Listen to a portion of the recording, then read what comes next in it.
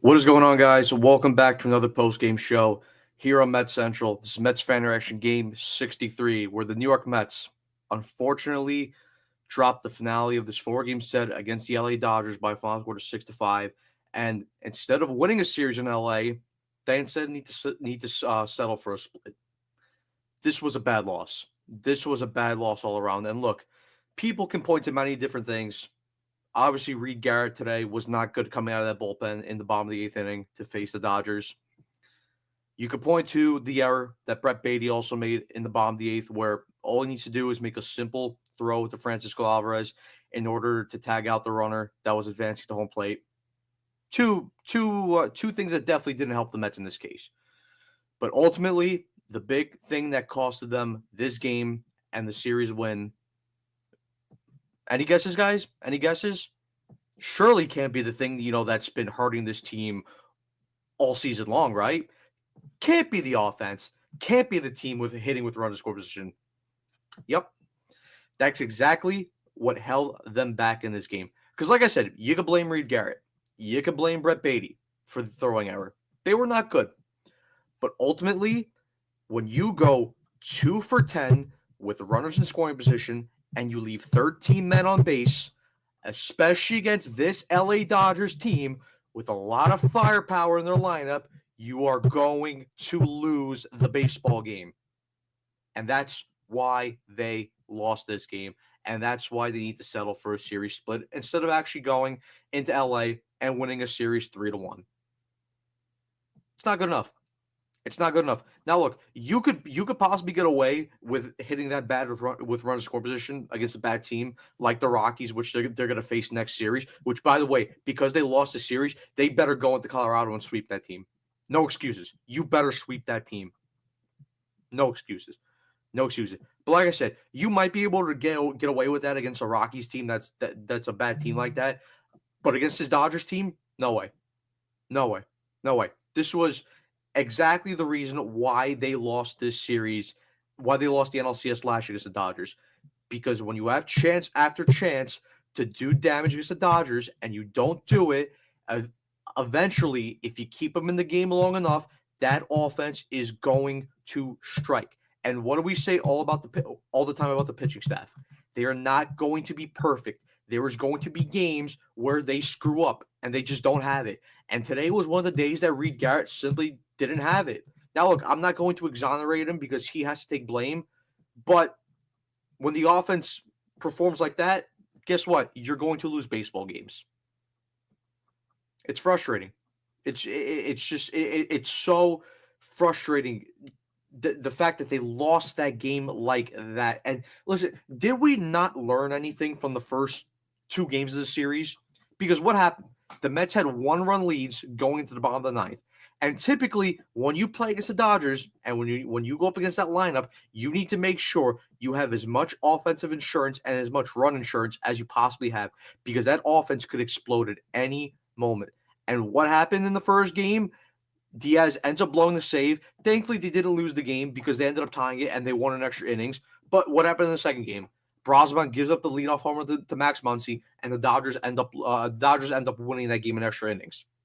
And then what did we see last night? The Mets actually put up runs, were effective with run score position, and they went into the bottom of the ninth up 6-0. And look, listen, Ryan Stanton gives up a home run, but look, you're up by 6. It doesn't matter. And the Mets ended up winning that game 6-1. You need to put as many runs on the board against this team. And if not, it's going to cost you. And that's what happened. Because, I mean, look, today, like, the offense was terrible, but you know what? I got to give major credit to David Peterson. Now, look, David Peterson today wasn't as sharp in the start against the Dodgers as he was in the Citi Field outing, last week or a week and a half ago. But he was still very good in this game. Do not get me wrong. He was still very good in this game. He gave you length, and he gave you just overall effectiveness. Now, look, did he struggle a little bit in certain innings? Yes, obviously, if you look at the third run, prior to him going out on the mound there, the Mets put up 3 runs. So it kind of does suck that, he ended up giving back those 3 runs. But still, listen, it happens, especially against this lineup.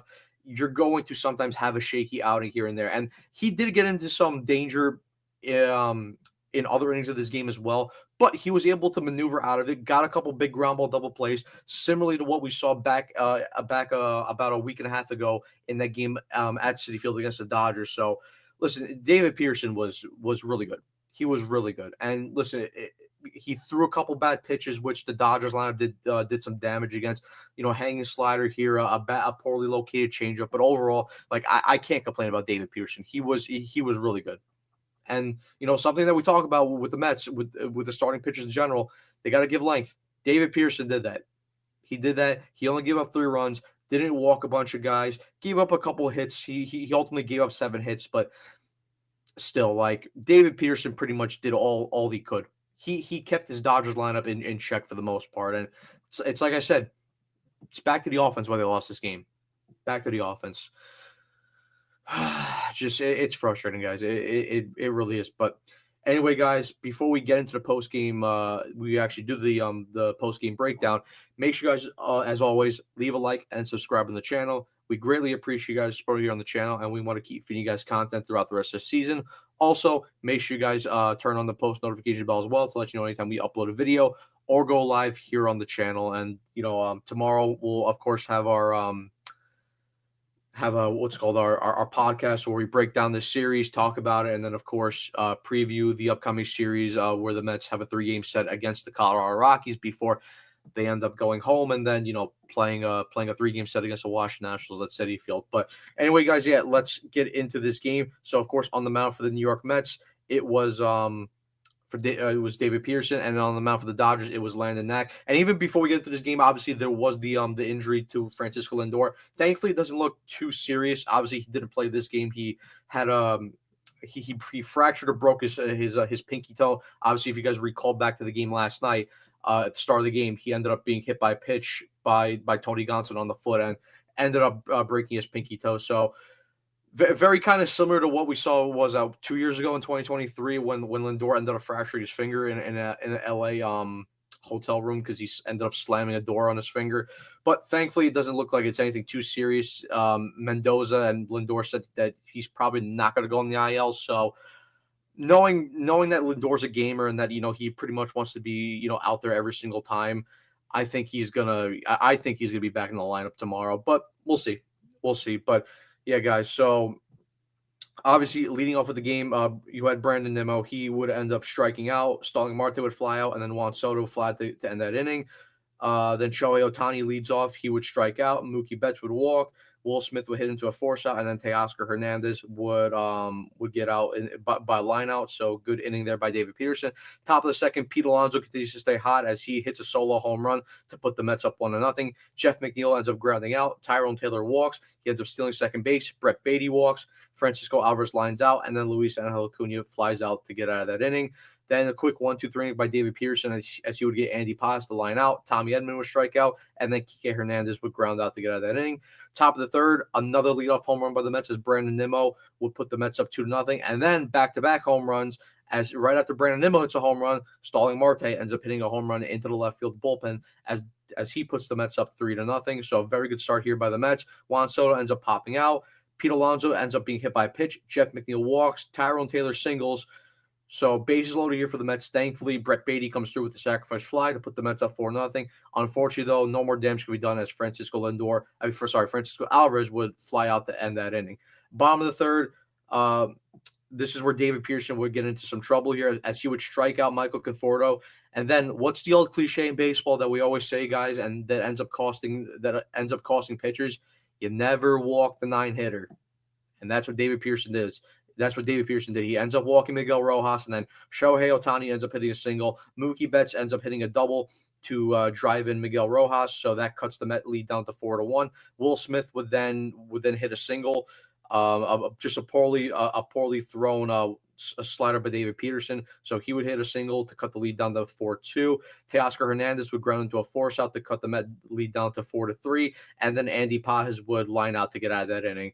So unfortunately, David Pearson had a very shaky inning there. Didn't give up the lead, but still would have liked them to pitch a bit better in that inning. Move on to the top of the fourth. Luis Angel Acuna would line out line out to start the inning. Brandon would then walk. He would steal second base. Marte would then walk. There would be a pitching change as Jack Dreyer would come in to replace Landon Knack. Juan Soto would then walk. So, and this is right here. This is where really the runners in score position bug really hit the Mets here, and this is where where we would really start to see it effective for the whole game, because bases loaded, 1 out. Pete Alonso ends up striking out, and then Jeff McNeil ends up flying out to get out of that inning. Bottom of the fourth, Tommy Edman hits a leadoff single. Kike Hernandez grounds into a double play, and then Michael Conforto grounds out to get out of that inning. So a very good recovery inning there by David Peterson. Top of the fifth, Tyrone Taylor pops out. Brett Beatty singles. Francisco Alvarez hits into a force out. Luis Angel Acuna singles. Unfortunately, the Mets couldn't get any runs there, as Brandon Nimmo would line out sharply to Mookie Betts. And a little bit of unlucky hit by Brandon Nimmo. He hit the ball hard, but Mookie Betts was just in the right position in the outfield to pick off that ball. Move on to the bottom of the fifth. Miguel Rojas flies out. Shohei Ohtani ends up getting a base hit. Mookie Betts then ends up getting a base hit. Will Smith would then fly out, and then Teoscar Hernandez would strike out on a slider low in the zone. So very good work there by David Peterson to get out of that jam. Then we move up to the top of the sixth. Starling Marte leads off with a single. Juan Soto strikes out. There will be a pitching change as Jose Urania will come in to replace Jack Dreyer. Pete Alonso would then single. There would then be a wild pitch, so both Marte and Pete Alonso would move up a base. So second and third with 1 out, and then this is probably one of the most frustrating parts of this game, because you have Jeff McNeil in a very long at bat. He's fouling off pitch after pitch against Jose Urania, ends up striking out on a high fastball, and then Starling Marte ends up getting picked out on picked off at third base. So second and third with 1 out, and just a bad, it's so frustrating because McNeil and all you needed there from McNeil, like, you didn't even need a base hit. Just get a sacrifice fly to drive in a run. He could even do that, and then just Marte just with a boneheaded play to get picked off there at third base. And at this point, I'm saying to myself, I'm like, how are the Mets still winning? Because, and I was saying to myself, if the Mets end up winning this game, they're going to be incredibly lucky, because there's just so many times where they keep messing up, and thanks to David Peterson, he's just pitching well and getting out of jams, and I'm like, eventually, if the Mets aren't able to drive in a couple runs here, it's gonna end up coming back to bite them, which ultimately in the end it did. But then we move on to the bottom of the sixth. Very good inning by Peterson. Andy Pajas would lead off the inning with a single, but Tommy Edman would ground into a double play, and then Kike Hernandez would fly out to end that inning. We then move on to the top of the seventh. Tyrone Taylor grounds out, Brett Beatty grounds out, and then Francisco Alvarez would be called out on strikes. Bottom of the seventh, a very good 1-2-3 inning here by David Peterson, as Michael Conforto would fly out, Miguel Rojas would strike out, and then Shohei Ohtani would strike out to get out of that inning. And overall, like I said, a very effective start by David Peterson. I'm going to pull up his final pitching line, but overall, he went the full 7 innings, gave up 7 hits, 3 runs, 2 walks, 6 strikeouts. So he had some pretty good swing and miss stuff there. Gave up 0 home runs, and his ERA currently sits at a 2.80 home run. And then when you look at the baseball savant page, just to break down the game. Let me get this up. So yeah, I mean, Peterson threw the sinker the most out of any pitch, 32 times, threw the slider 19 times, 4-seamer 16 times, changeup 14 times, the curveball 10 times, and overall, I love the swing and miss stuff. The sinker didn't get a ton of swings and misses, 14 swings, only 2 whiffs, but then the slider I thought was very good as well.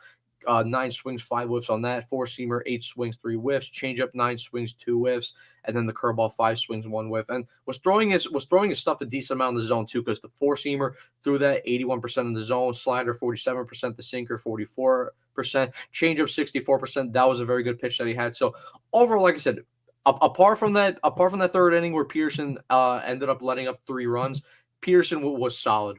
But he was solid in that start, so I cannot blame him at all in this game.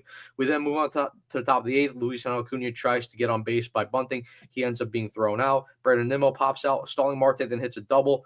Soto will be intentionally walked. Pete Alonso would then hit a single to bring in Starling Marte to put the Mets up 5-3. Alex Vesia would then come in to replace Jose Urania, and then the Mets couldn't do any more damage there as Jeff McNeil grounds out to Tommy Edman to end that inning. We then move on to the bottom of the 8th. Reed Garrett comes in to replace David Peterson. And for me, listen, I get that Reed Garrett has been very good this season. And, I've loved watching Reed Garrett pitch. But for me personally, and just because you were able to save Edwin Diaz, especially in last night's game, I would have used Edwin Diaz in this situation right here. You pretty much have, apart from Otani, you have the top of the order.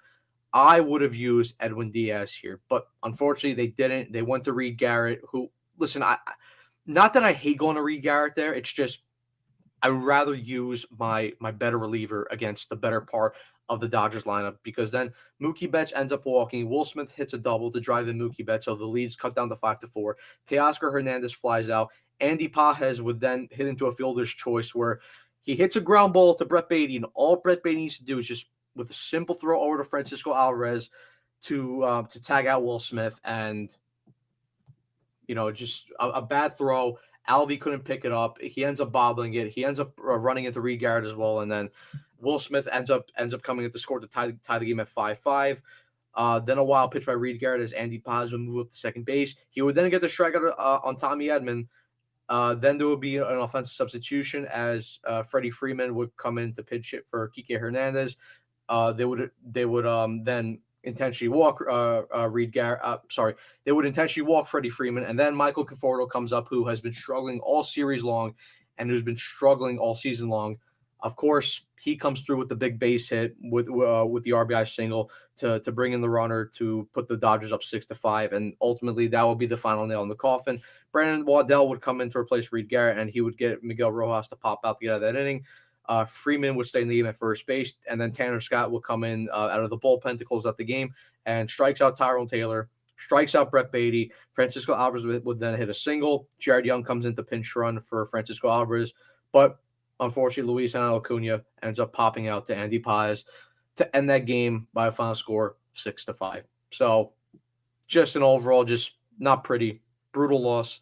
And the Mets shot themselves in the foot. They did.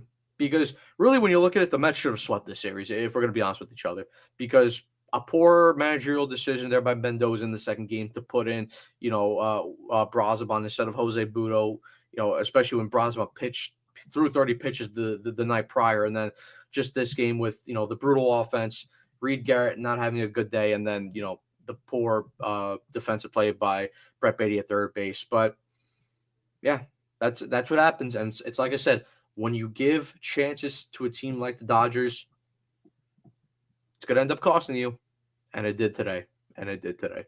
But listen, like I said, they need to go into Colorado. They got to sweep them. No excuses. No excuses whatsoever. But anyway, guys, before I get out of here, of course, I'm going to go through your guys' comments, see what you guys have to say. Brian, what is going on? Who won't beat the Dodgers when you strand 12 runners? Absolutely. Two Cats, what is going on? Only the Mets could be easily 7-0 against the Dodgers and somehow lose 3 of them. Only the Mets, yeah, all right, it's just not good enough. 13 left on base. Yep, you're going to lose like that. Ray, what is going on? Brutal loss. Fixed the damn base running situation. Yeah, I mean, it cost them. It cost them in multiple games this season, and it cost them today. I've seen enough from Alvarez. Yeah, Alvarez he's not been good whatsoever. I mean, apart from the big hit that he got in the first game of the series off Tanner Scott in extra innings, he just hasn't been good at all. Should have been a series sweep. Absolutely, Ray. Should have, but they didn't because they shot themselves in the foot. Max, what is going on? No one is getting a pass today. Sorry. Offense, Reed, Beatty. This was a team loss, worst loss of the year. Yeah, listen, and like I said with Reed Garrett, like I'm not going to exonerate him because he was bad, but ultimately the main part why they lost is the offense. Because when you go 2 for 10 and you leave 13 men on base, you're going to lose. Because look, even then, sometimes you're just going to have a bad outing, a bad outing out of the bullpen. It just so happened that it wasn't a close game against the Dodgers. And listen, sometimes you're going to have, a bad play in the field. It does happen. It sucks that it happened in that situation and the fact that it was a close game. But still, you need to put serious distance between yourself and the Dodgers. In terms of run wise, and they didn't, and that's what costed them. Because look, if they end up scoring 4 or 3 extra runs, most likely, Garrett's bad outing and Beatty's error doesn't hurt them in the end.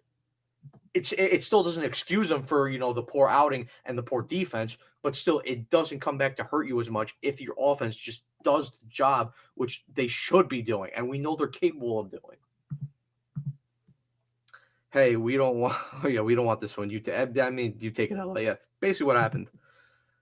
Ray, lucky the Phillies are playing like crap too. Yeah, the Phillies have not been playing good, and then also the Braves have just that was a bad loss by the Braves today. That was just bad. Worse also the DC one. The Washington one. I mean, this one was bad, but that DC one was bad too. I mean, both both the losses in DC were bad.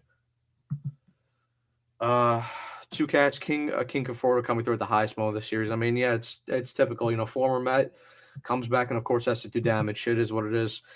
Torrens scoops that pathetic throw by Beatty and also doesn't get in the way of Garrett. Just saying. I mean, yeah, listen, Torrens should be playing over Alvarez. Like that's not a debate. Alvarez needs to go back to AAA. I mean, it's getting to that point. It's getting to that point where they probably have to seriously consider sending Alvarez back to AAA because he's lost. He's lost, and not only is he lost, but he just has no confidence up there and behind the plate as well.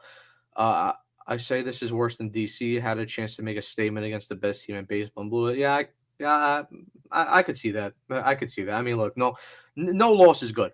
No loss is good. So I mean, let's just put it that way in the simplest terms. What was Marte thinking at third? I have no idea. Hornet. And by the way, I forgot to say what's up. What was going on too? Yeah, just bad play. You cannot get picked off in that situation. Joe, what is going on? Terrible loss. You got to put the hammer down when you're winning. Absolutely. Absolutely. And like I said, especially against this team with that amount of firepower, you got to put them away early. Mendy turned his sweep into a split. I mean, look, I'll blame Mendoza for the second game. I'll blame him for that because Brosman shouldn't have been in that game. I can't blame Mendy when the offense puts up that type of performance. I just, to me, I can't. I can't. It is what it is. Uncle Marte still got it. The clock resets. Yeah. He always resets the clock. And Norcolis, what is going on?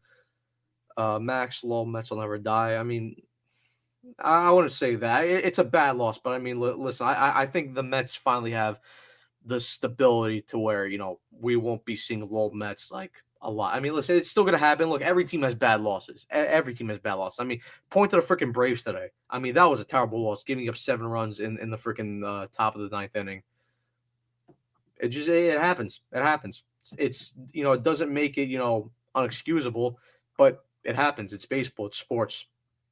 Shit losses like that happen. Max Conforto, go ahead, hit it hurts. Yeah, absolutely. And considering Conforto when he was here, he was my favorite player on the Mets, so makes it hurt even more. And the fact that he was struggling that bad, it was bound to happen. And even in my head, I was saying, I'm like, yeah, like Conforto has been pretty bad this series and has been pretty bad all season. I'm like, but if there was any time where he was going to come through with a hit, it was going to be in that situation, and it happened.